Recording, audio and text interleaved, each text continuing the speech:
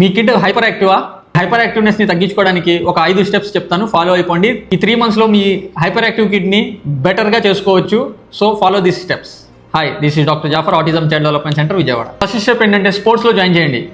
Swimming కానీ, skating కానీ, football కానీ యాక్టివిటీస్లో పార్టిసిపేట్ చేయడం వల్ల ఫుల్ బాడీ అనేది స్ట్రెయిన్ అవుద్ది. సో ఈ యాక్టివ్నెస్ అనేది తగ్గి ఎనర్జీగా డైవర్ట్ అవుద్ది. ఫుల్ బాడీ మొత్తం యాక్టివేషన్ అవ్వడం వల్ల ఫోకస్ అండ్ కాన్సన్ట్రేషన్ పెరిగి ఈ హైపర్నెస్ అనేది తగ్గుద్ది. సో సెకండ్ ఏంటంటే క్లేస్తో కానీ, శాండ్తో కానీ, లేదంటే మైదా, దట్ మీన్స్ బంకమట్టితో కానీ తనకి యాక్టివిటీస్లో పార్టిసిపేట్ చేయించండి. సో దాని ద్వారా sensory issues plus hyper activeness అనేది కంట్రోల్ వస్తుంది. థర్డ్ పాయింట్ ఏంటంటే ఆర్చరీ కానీ, లేదంటే బాల్స్తో గ్లాసెస్ని కొట్టడం కానీ, లేదంటే ఏదైనా ఒక టార్గెట్ని చూపించి ఆ టార్గెట్ని హిట్ చేయమని చెప్పడం వల్ల ఫోకస్ అండ్ అటెన్షన్ అనేది రెండు సైమల్టేనియస్లీగా పెరుగుద్ది. సో దీని ద్వారా కూడా హైపర్ యాక్టివ్నెస్ అనేది తగ్గుద్ది. ఫోర్త్ ఏంటంటే animal walk, frog jump, bear walk, 3 activities చేయించడం వల్ల ఈ రెక్లెస్నెస్ అనేది తగ్గి కాన్సన్ట్రేషన్ అనేది పెరుగుతూ ఉంటుంది.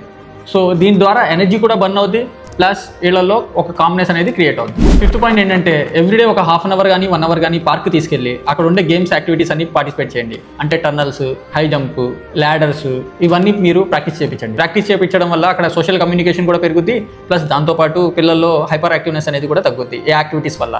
So hope understand everything.